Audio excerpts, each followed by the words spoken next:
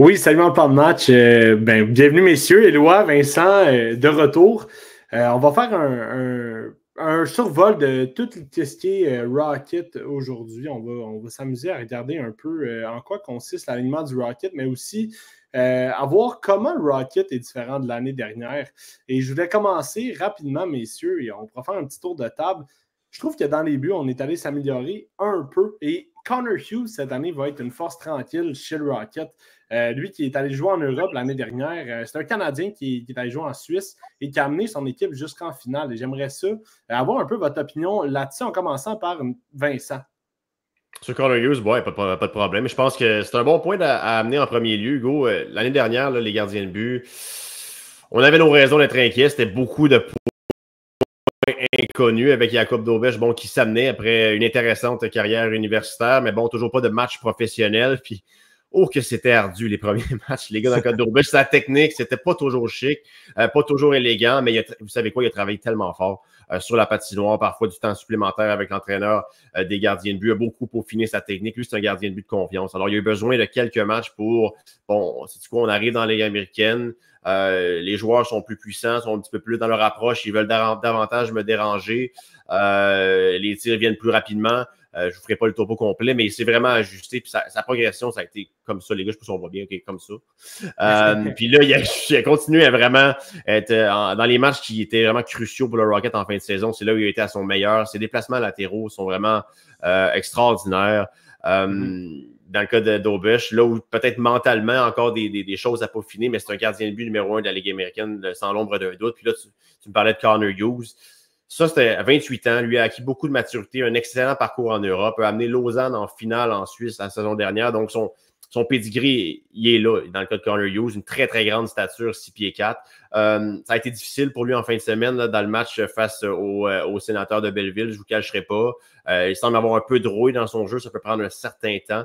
Mais j'ai l'impression que c'est un bien meilleur gardien auxiliaire que ce qu'on avait la saison dernière pour amorcer justement cette campagne avec Jean-François Roux où c'était Strassman. On est ailleurs avec Connor Hughes. Il faudrait que ça s'ajuste également à la petite surface, les gars. Il nous le disait lui-même. Vas-y, Hugo. Non, vas-y, Vincent. OK, ce qui est difficile pour lui, c'est surtout après les mises en jeu. Parfois, les tirs s'amènent plus rapidement. Les cercles sont beaucoup plus rapprochés du filet, puis c'est ça qu'il trouvait difficile. Puis d'ailleurs, il a accordé un but comme ça là, en fin de semaine face au sénateur. C'était l'exemple de ce qu'il avait dévoilé aux journalistes plus tôt dans la semaine. Alors, doit s'ajuster à la vitesse du jeu. Ça vient plus rapidement avec la petite patinoire, mais je pense que même lui puis Hunter Jones, qu'on a envoyé du côté des Lions de Trois-Rivières, un excellent gardien de but que j'aurais pris comme deuxième à Laval bien avant Strassman, bien honnêtement. Alors, c'est une des forces chez le Rocket de Laval devant le filet, certainement. Ouais, une des forces de Jakub Dobeš qui est justement la vitesse de ses déplacements malgré sa taille, chose que Connor Hughes va devoir s'habituer. Marc-Antoine, qu'est-ce que tu en penses toi, de l'équilibre des gardiens de but? Je pense qu'on est allé chercher quand même des vétérans qui peuvent aider la situation du Rocket comparativement à l'an dernier. Oui, je pense que oui, parce que dans la mesure où les gardiens, c'est toujours un petit peu plus long. Donc, souvent, ils vont faire tout ce qui est le passage dans le junior canadien ou même en Europe. Donc, je pense qu'il y a quand même une bonne répartition là, au niveau des gardiens. Puis d'amener un vétéran pour seconder Dobeš, moi, je pense que c'était le bon choix à faire. Il n'a pas réussi à déloger Primo Dobeš. Donc, là, on a quand même Montembeault, on a Dobeš. On a Fowler qui fonctionne là, en NCAA. Donc, je pense qu'il y a quand même une belle répartition. On a Volokin qui est en Russie. On a Quentin Miller qui est dans le hockey junior majeur canadien. Donc, moi, je pense que c'est un bon tandem. Je pense que ça prenait quelqu'un pour être capable d'épauler Dobeš. C'est un 96 quand même, Connor Hughes. Là. Donc, c'est quand même bien que ils n'ont pas amené je dis n'importe quoi, un 2002. Donc, j'ai bien hâte de voir. Honnêtement, ça se joue sur la patinoire. Donc, mais c'est sûr qu'on est moins dans l'inconnu de ce côté-là. Puis je pense que c'est plus rassurant de ce côté-là. Puis moi, Dobeš, je fonde quand même de l'espoir sur lui. Donc, c'est peut-être celui-là que je vais quand même porter une attention plus particulière de mon côté. Parlons-en un peu de Jakub Dobeš. Et est-ce que tu crois, Dobeš a connu quand même d'excellents matchs pré-saison avec le Canadien. On parlait même d'un doute là, à l'égard de lui et les performances de Caden Primo. Selon toi, où se situe Jakub Dobeš dans l'échiquier du Canadien de Montréal?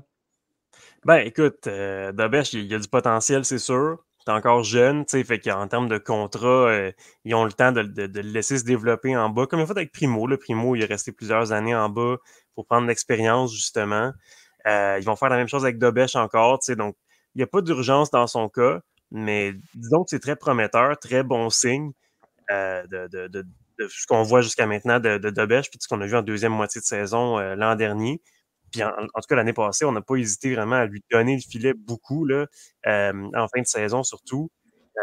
Moi, j'aimais bien Kaskisua, mais on va voir ce que Connor Hughes nous réserve. Écoute, s'il peut livrer le même genre de performance comme backup, moi, je pense que Dobeš va avoir beaucoup de matchs quand même devant le filet. Là. Donc, c'est ça. On va le laisser se développer encore cette saison. Là. Ouais, bien hâte de voir son développement. Les gars, aspect intéressant cette année chez le Rocket, on semble avoir été chercher un peu plus de force, un peu plus de muscle. Je pense notamment à Vincent Arsenault et naturellement Luke Tuch qui va arriver à temps plein. On parlait de ça aussi souvent avec les Canadiens en match pré-saison, comme quoi c'est important que chaque coéquipier à la défense l'un de l'autre. Est-ce que vous sentez que les plus petits joueurs à la Sean Farrell, notamment chez le Rocket, pourraient se sentir un peu plus en confiance et développer certains aspects du jeu qui étaient un peu plus gênés l'année dernière? On va commencer par Marc-Antoine. Mais j'allais dire, c'est surtout en défensive, parce que vraiment de la nouveauté, là, je dirais, dans les jeunes, à part Engstrom et Reinbacher, il n'y a pas de grands jeunes. On a quand même cherché des vétérans étiquetés, là, vraiment, Ligue américaine, Zach Hayes, Vincent Sévigny, Tyler Waterspoon, même à un certain point, on pensait qu'il pouvait être peut-être le capitaine même du Rocket. Donc, je pense que de ce côté-là, oui, je pense qu'on est allé chercher des vétérans. Moi, je pense que ce n'est pas nécessairement dans le poids ou dans la grandeur des joueurs, mais c'est aussi dans l'expérience qu'ils ont.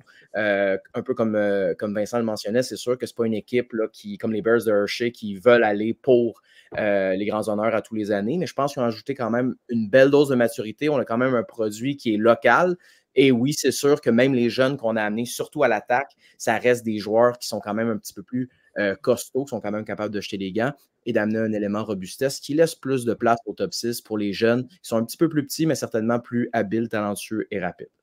Vincent, toi qui as vu un peu le Rocket en action là, dans les derniers jours, comment perçois-tu justement cet équilibre-là entre des vétérans un peu plus étiquetés, Ligue américaine, et le nouveau talent, si tu veux, qui pousse vers la Ligue nationale? Ben, tout d'abord, on disait que le Rocket l'année dernière, l'un des problèmes, c'est qu'on était très jeune. Je pense qu'on l'a encore plus là, cette année, vraiment. Puis, ça n'a même pas été une décision qu'on a dû prendre. Vous le savez, les gars, on a beaucoup repêché chez le Canadien dans les dernières saisons. Veux pas, faut que tu l'assumes. Présentement, ce qui se passe, il faut que tu les fasses jouer. Alors, il n'y avait pas de place dans la situation contractuelle pour signer des vétérans. Bon, on l'a fait avec Laurent Dauphin, une belle acquisition. C'est un joueur qui revient au Bercail, déjà évolué 2 saisons, si je ne me trompe pas, avec le Rocket de Laval. Mais on n'avait pas beaucoup de place. Tyler Waterspoon, il va remplacer Toby Paquette-Bisson, que je crois qu'on aurait aimé ramener. Toby Paquette-Bisson, ça va faire mal de l'avoir perdu. Pour moi, c'était le capitaine à Laval. S'il était de retour, sans l'ombre d'un doute, aurait réussi sur son chandail. Exerçait beaucoup de leadership en l'absence de Gabriel Book la saison dernière.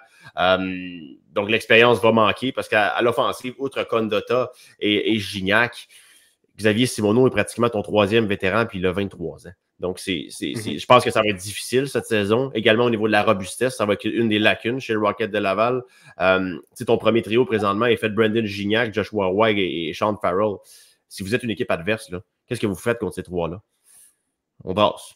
On termine nos mises en échec, on réduit le temps et l'espace, puis ça va être comme ça qu'on pratiquement toutes les unités offensives du Rocket de Laval. Luke Tuch amène un peu un élément fraîcheur. Moi, je l'adore, Luke Tuch. Je lui prédis un rappel cette année d'ailleurs. C'est un joueur qu'on n'a pas beaucoup chez le Canadien pour évoluer sur un 4e trio. Je pense qu'il va en surprendre plus d'un cette année. Offensivement, il est capable de générer. Dans la Ligue américaine, c'est pas une ligue fancy. Donc, c'est pas une ligue nécessairement où tu peux tricoter autour de 2 défenseurs nécessairement, puis c'est comme ça que tu vas obtenir du succès. Il faut piquer à l'appel, tu amènes ta boîte à lunch, puis tu es dans le bas de l'enclave. C'est comme ça que tu vas obtenir du succès, puis Luke Tuch, c'est exactement ce qu'il fait. Il génère également des revirements. Mais on va se faire brasser. Vincent Arsenault a été signé pour ça. Est capable de brasser. Lui, il va falloir qu'il gère son indiscipline. Les mauvaises punitions vont revenir dans son cas. Waterspoon est également un joueur qui est capable de se défendre. Ça m'inquiète un peu parce que les petits jeunes vont se faire brasser. Owen Beck va se faire brasser, Joshua Roy, c'est sûr et certain. Les joueurs de talent, c'est toujours comme ça que tu les vises, veux pas.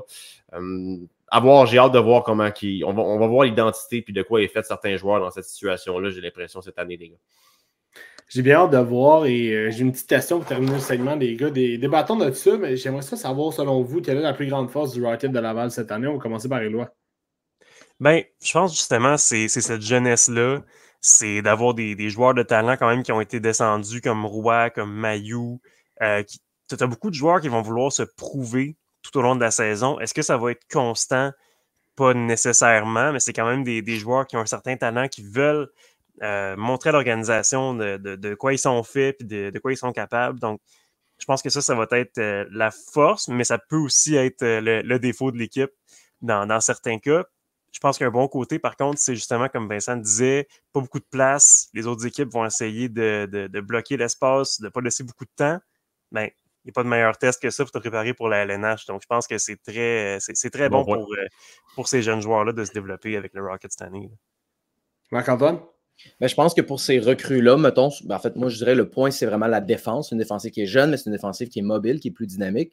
Puis j'aurais tendance à croire que c'est des joueurs, tu sais, si éventuellement un top 4 deviendrait quelque chose comme Engstrom, peut-être Mailloux, David Renbacker, Trudeau, c'est quand même 4 joueurs qui peuvent bouger la rondelle et qui ont des aspirations de Ligue nationale.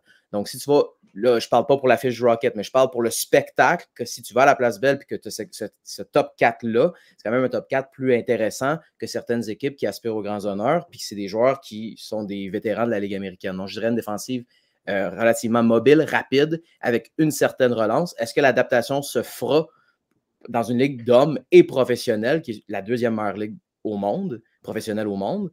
J'ai hâte de voir, mais je te dirais c'est la force et c'est ce qui m'excite et c'est ce qui me donne le goût de m'acheter un billet pour aller voir le Rocket de Laval.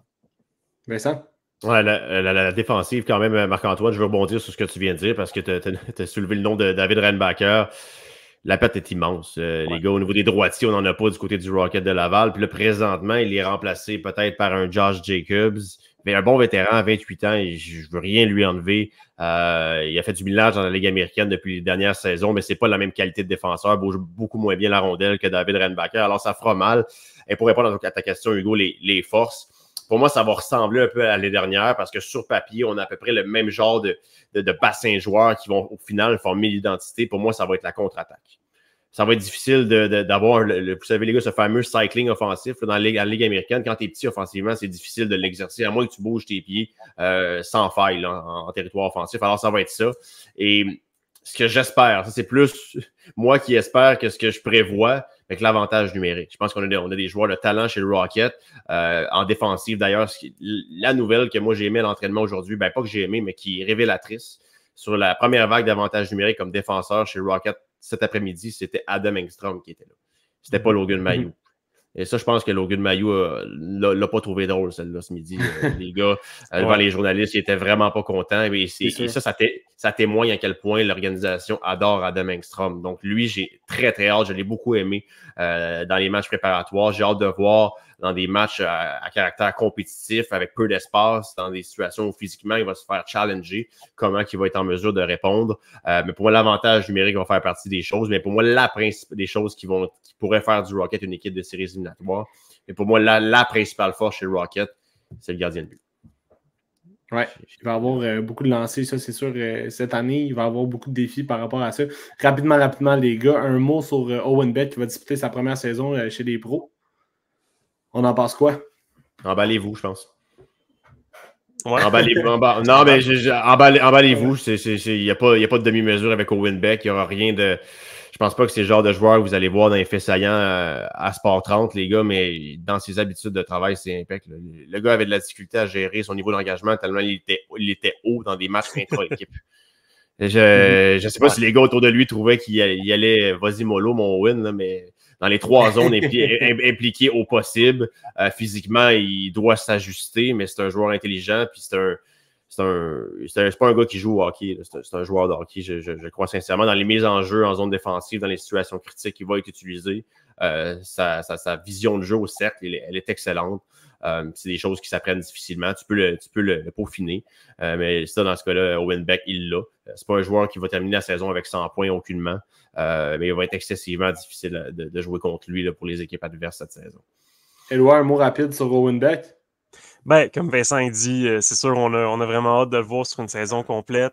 On l'a vu dans le junior, c'est un gars très intense, très impliqué. Puis pour vrai, c'est ça que ça prend pour le Rocket aussi. Donc, je pense que ça va être bon pour l'équipe. Puis bon pour lui aussi. Fait que ça va donner un bon spectacle cette année. Il y a plusieurs joueurs qu'on a hâte de voir. On en a parlé en défense, mais pour vrai, ouais, à l'attaque, c'est sûr que Owen Beck, ça pourrait être un bon joueur là, avec une belle intensité pour le bottom six du Canadien éventuellement. Donc, à surveiller, c'est sûr. Puis Marc? Oui, là, tu sais, dans le sens, c'est sûr que c'est peut-être plus intéressant à regarder qu'un Méchard ou que des joueurs étiquetés, mettons, Ligue américaine. Mais c'est sûr que moi, personnellement, à part Joshua Roy dans cette équipe-là, en termes d'amener de l'attaque, moi, je vais rester probablement sur mon appétit de ce côté-là. Mais c'est sûr que c'est un joueur que pour la culture, il est premier sur la rondelle. C'est un joueur qui est le premier à se replier. Donc, le back-check récupération de rondelle, il est là. Les mises en jeu aussi, il va être là. C'est un joueur qui a quand même, tu sais, la première année qui avait été repêché, c'est un joueur qui était très rapide, mais relativement frêle. La deuxième année, je trouvais qu'il avait perdu de vitesse. Et là, à son année de 19 ans, je trouve qu'il a récupéré la vitesse puis il a gagné en masse musculaire. Donc, tant mieux. Ça peut être un joueur éventuellement de quatrième trio pour le Canadien.